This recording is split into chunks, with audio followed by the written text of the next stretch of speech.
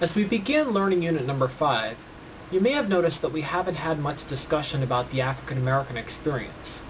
This is largely because their voices were silenced through the institution of slavery.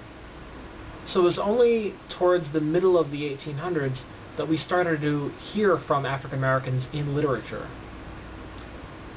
This was primarily done through slave narratives, in which they told the true stories of what they had experienced in slavery.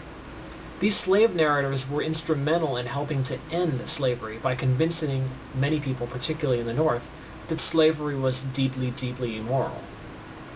Now, the two writers that we're going to look at are Frederick Douglass and Harriet Jacobs.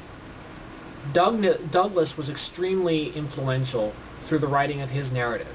We'll be reading his narrative, so you'll get to see a first-hand account of what his particular experience in slavery was like.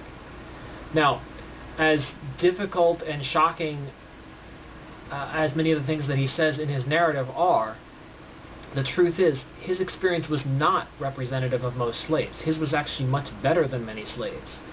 First of all, he was able to become literate and write. He had a degree of freedom in certain situations that allowed him to ultimately escape slavery. Harriet Jacobs also talks about her experience as a slave. In particular, she gets into issues of sexual abuse that have not been discussed in most other slave narratives.